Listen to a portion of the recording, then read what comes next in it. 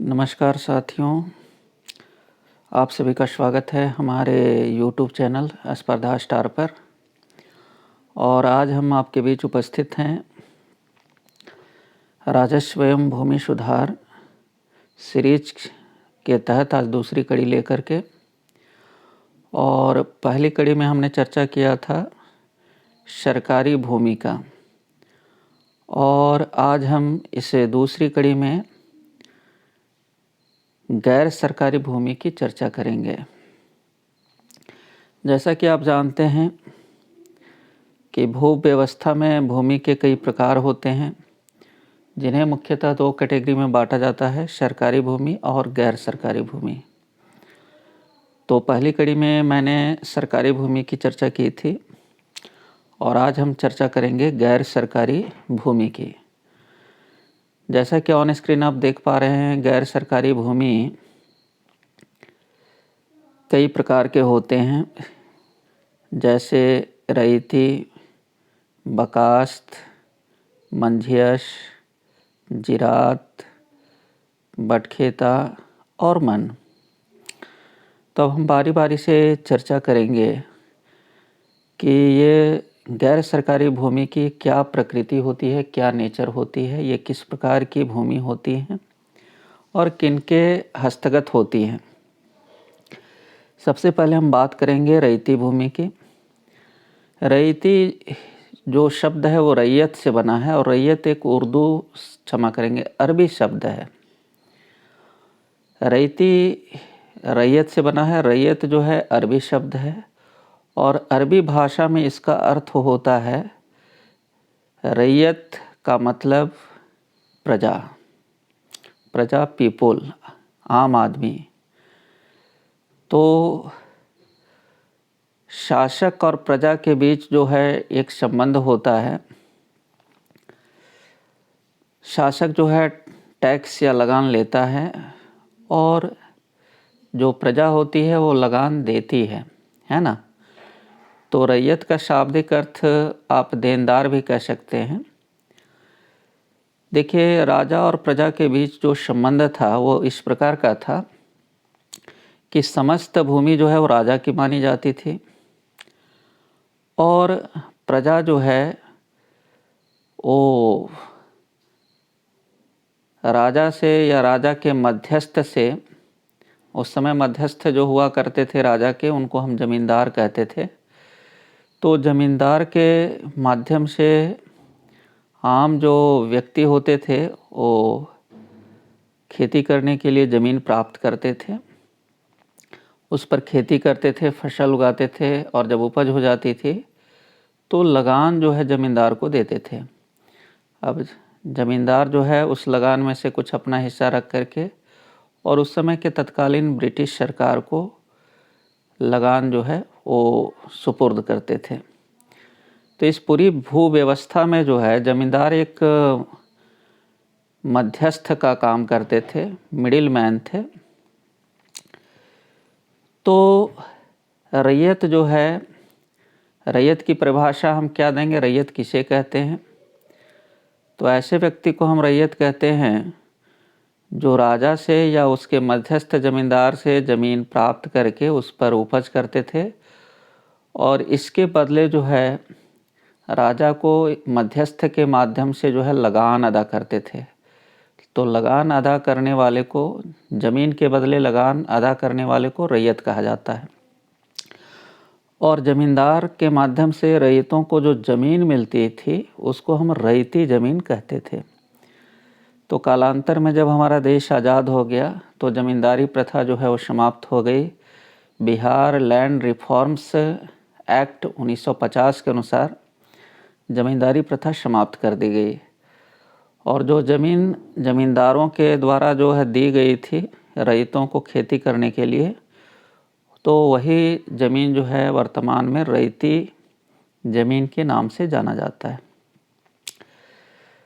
तो रैयत को हम लोग काश्तकार भी कहते हैं, टिनेंट भी कहते हैं।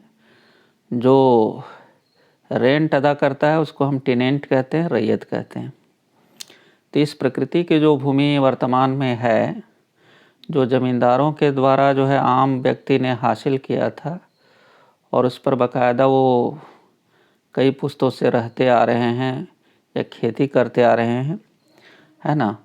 उनके नाम से जो है खतियान में उनका नाम दर्ज है और आज भी वर्तमान में वो सरकार को लगान अदा करते हैं। तो इस प्रकृति की भूमि को हम रैयती भूमि कहते हैं।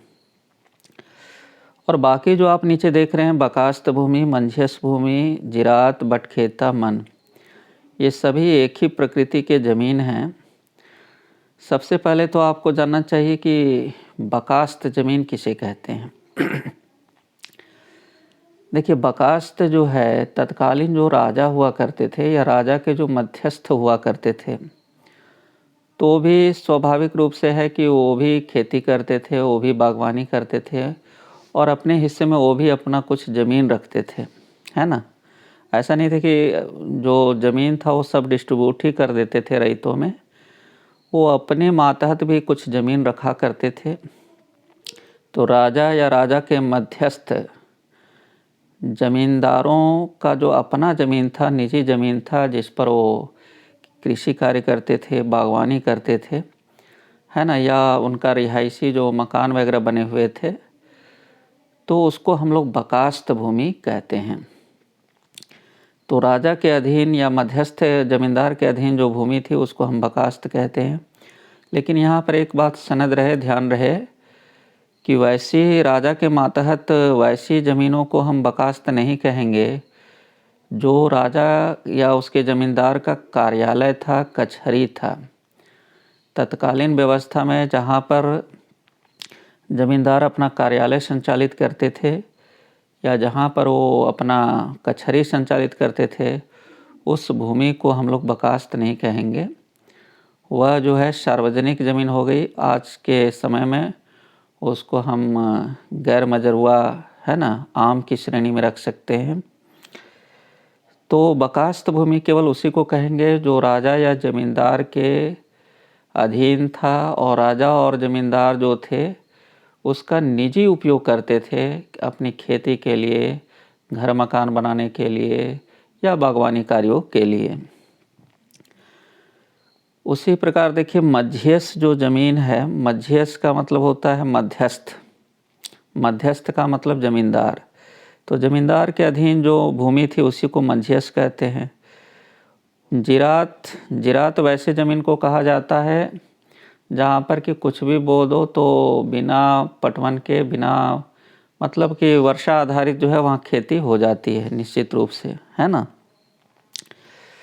तो वैसी भूमि जो बिना सिंचाई के केवल वर्षा आधारित जो है जिसमें खेती हो जाए, दैट मीन्स कि वो जिरात भूमि है। बटखेता, बटाई पर जो खेत दिए जाते थे मध्यस्थ ज़मींदार के द्वारा, उसको बटखेता कहते हैं। तो ये तमाम जो भूमि है एक ही प्रकृति के हैं, है ना। ये जो है मध्यस्थ मतलब कि मध्यस्थ के अधीन ये सारे ज़मीन थे, है ना। कई जगहों पर जो है कानूनी रूप से कई प्रकार की अड़चनें आती हैं इन भूमि की। बकास्त, मंझियस, जिरात, बटखेता, मन। जैसे कि मैं एक उदाहरण देना चाहूँगा कि गुमला ज़िले में कुछ वर्षों पूर्व ऐसी समस्या आई थी कि वहाँ पर तत्कालीन जो उपायुक्त महोदय थे उन्होंने इन ज़मीनों की खरीद बिक्री पर रोक लगा दी थी। चूँकि ये ज़मीन जो है बहुत ही डाउटफुल होते हैं, चूँकि ज़मींदार जो हैं, है ना, तत्कालीन जो 1950 के पहले के ज़मींदार थे, वो जब ज़मींदारी प्रथा समाप्त हो गई तो सरकार के द्वारा जो है ये निर्देश दिया गया ज़मींदारों को कि आपके पास जो भी ज़मीन का ब्यौरा है उसका एक रिटर्न बना करके 1952 ईस्वी तक आप दाखिल करें, सरकार उसे ही मान लेगी। तो तत्कालीन ज़मींदारों ने जो रिटर्न दाखिल किया उसमें जिस भूमि को अपना निजी भूमि बताया वही उसी को आज हम बकास्त भूमि के नाम से जानते हैं। तो रिटर्न में उन्होंने जो है जिसको नहीं दर्शाया कि मेरी निजी भूमि है ना, तो उसको आज के डेट में जो है नहीं माना जाता है कि वो बकास्त या इस तरह की मंझियस, जिरात, बटखेता, मन इस टाइप की ज़मीन है। तो रिटर्न के आधार पर ही कानूनी मान्यता मिलती है ना। ज़मींदारों द्वारा जो 1952 तक जो रिटर्न दाखिल किया गया था, उसी के आधार पर ये मान्यता मिलती है कि कौन सी बकास्त भूमि है और कौन सी बकास्त भूमि नहीं है। चलिए, तो मैं उम्मीद करता हूँ कि बहुत सारे डाउट जो आपके मन में थे इनके प्रति वो समाप्त हो गए होंगे आज के इस एपिसोड से। अब आइए हम बात करते हैं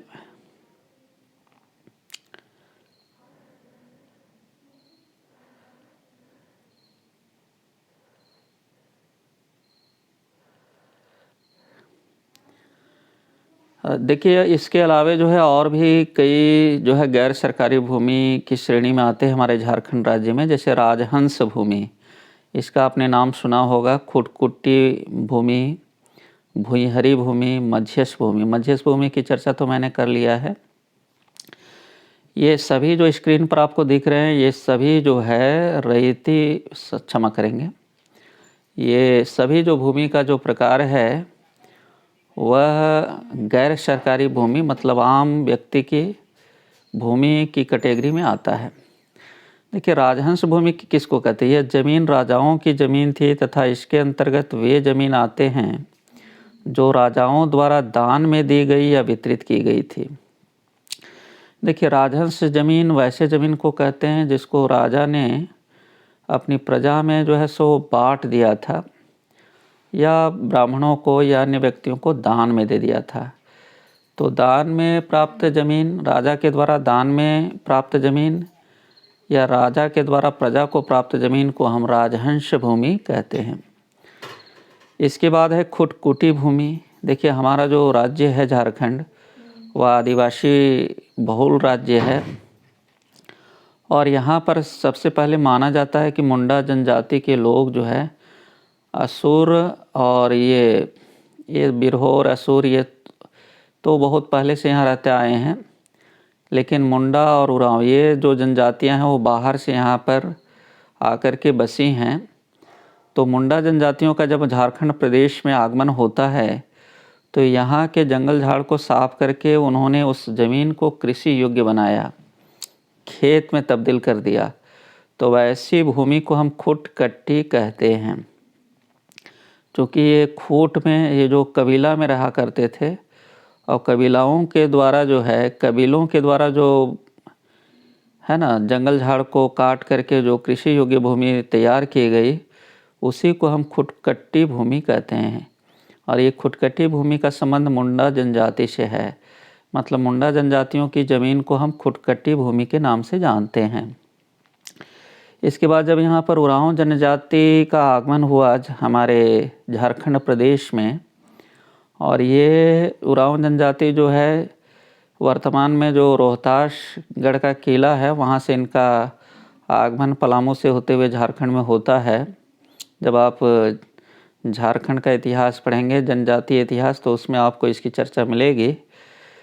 तो उरांव ने भी यहाँ पर क्या किया, आगमन के पश्चात जो है यहाँ के जंगल झाड़ को साफ करके और उसको कृषि योग्य भूमि में तब्दील कर दिया। तो ऐसी भूमि जो उरांवों के द्वारा कृषि योग्य भूमि में तब्दील की गई, उसको हम भुईहरी भूमि के नाम से जानते हैं। और ये मध्यस्थ भूमि की चर्चा मैंने तो पहले ही कि मध्यस्थ का मतलब कि ये मध्यस्थ है ना।